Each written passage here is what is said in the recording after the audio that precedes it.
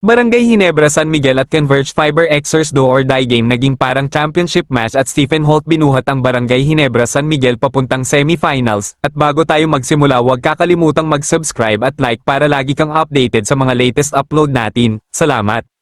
Barangay Ginebra San Miguel pasok na sa semifinals round matapos sa isa na naman magical game winner basket. Naging maganda ang naging do or die game ng Ginebra at Converge dahil sa buong laro ay dikitan lang ito at palitan ng basket ang naging laban. Pinangunahan ulit ni RJ Abarrientos ang Barangay Ginebra San Miguel matapos magtala ng 20 big points at para naman sa Converge ay pinangunahan ulit ng super rookie na si Juan Gomez Deliano ang opensa nila. Naging intense ang laro hanggang matapos ang laro at ang mga star players din ng Barangay Ginebra San Miguel ay hindi na nakapaglaro sa overtime period dahil sa foul na ang mga ito na sila Scottie Thompson at Japeth Aguilar upang maging tagilid pagdating ng overtime period, pero hindi naging dahilan yun para sumuko ang Barangay Ginebra San Miguel dahil to the rescue sina RJ Abarrientos, Jeremiah Gray na nagtala ng crucial free throw sa buong career niya at si Stephen Holt na nagtala ng game-winning basket para makapasok ulit sa semifinals round.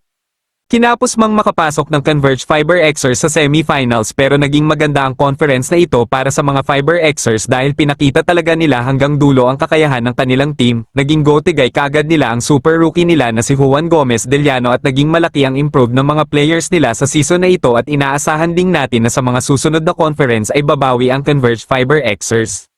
At para naman sa Barangay Ginebra San Miguel, magiging isang epic match na naman ang magaganap sa paghaharap nila at ng San Miguel Beermen sa isang semifinals round na alam naman nating aabangan talaga ng lahat. At bago matapos ang ating video, huwag kakalimutang mag-subscribe at like para lagi kang updated sa mga latest upload natin. Salamat!